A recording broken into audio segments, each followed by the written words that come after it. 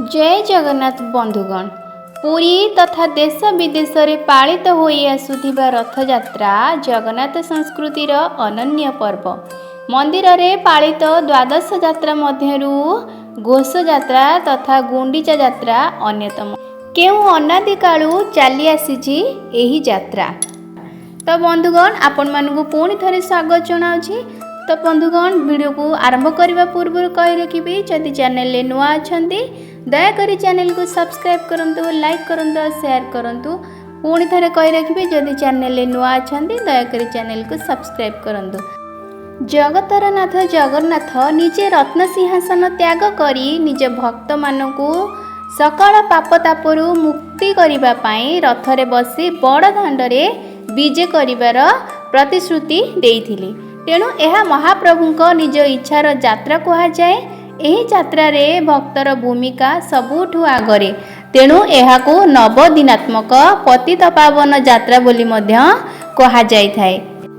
प्रस्तर विग्रह परिवर्ते जो समय रे हाथ पाद विहीन दारु प्रतिमा को श्रीमंदिर रे स्थापन करागला से समय ठारू पुरी रे रथयात्रा प्रचलित होइथिबा संभव बोली कहा जाए। कारण दारु विग्रह मानकु आसनरु उठाई रथरे विजय कराई श्री गुंडीचा मंदिर रे 9 दिन पर्यंत रखी सेठारु फेरी आनिबा संभव हेला।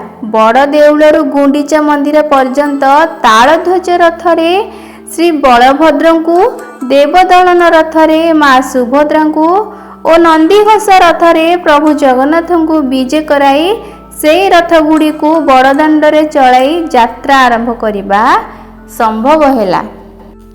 आषाढ़ मास ठीक पूर्व दिन ठाकुर मानक स्नान उत्सव ज्येष्ठ पूर्णिमा दिन संपन्न हुए। ता पर दिन ठारू 15 दिन ठाकुर माने अणसर गंभीर रे ताटी बंधा होई पति महापात्रंक तत्वावधान रे रहंती। सेतेबेले तांकर ज्वर होई थाए बोली दैतापति माने तांकु 10 मूल पाचन मध्य देई थांती। अणसर रे थिबा बेले केही हेले अन्य लोक सेई ताटी घेरा गंभीरा भितर को जाई परिबे नाही। 15 दिन परे आषाढ़ शुक्ल प्रतिपदा ठारू ठाकुर मानक नव यौवन दर्शन बा नेत्र उत्सव संपन्न हेबा विधि रही। शुक्ल द्वितीय तिथि रे श्रीगुंडीचा रथयात्रा निमंते 3 मूर्ति को रथरे स्थापन करा जाए। आगरु कहा जाइछि जे तालध्वज रथरे श्री बलभद्र देव, देवदलन रथरे देवी सुभद्रा और नंदीघोष रथरे प्रभु जगन्नाथ विजय करंती। केतेक ग्रंथरे लेखा जाइछि जे बड़ देउल और गुंडीचा मंडप मध्यरे शारदा नामक गोटिए क्षुद्र नदी प्रवाहित होइथिला। तेणु आगरु 6टी रथ तैयारी करा जाउथिला। सेतेबेले 6टी रथ तैयारी करिबा लागि अनेक टंका खर्च करिबाकू पडुथिला। तेबे परे गंगवंशीय राजांक समय रे 6टी रथ परिवर्ते 3टी रथ निर्माण करागला। तेबे सेठारे थिबा नदीर बाली रे बड़दाण्ड को प्रशस्त करागला। तेणु परे ताहार नाम शरदा बाली रूपे नामकरण करागला। बाहुड़ा यात्रा परे ठाकुर मानकु रथ ऊपर ही रखा जाए। सेई दिन महाप्रभु को राज्याभिषेक बेश करा जाई सुवर्ण अलंकार लागि करा जाए। तेणु एहाकू सुनावेश बोली मध्य कहंती। एहा परे अधरपणा नीति सरिला परे रत्नवेदी को प्रभु को विजय करा जाए। किंतु बलभद्र और सुभद्रा को पहंडी परे मां लक्ष्मी को दासी माने सिंहद्वार सीढ़ी रु बंद करी दियंती। सेमाने कहंती लक्ष्मी ठाकुराणींकर आज्ञा न हेले सेमाने कबाट खोलिबे नाही। जगन्नाथ द्वार खोलिबाकू काकुति मिनती हुअंती।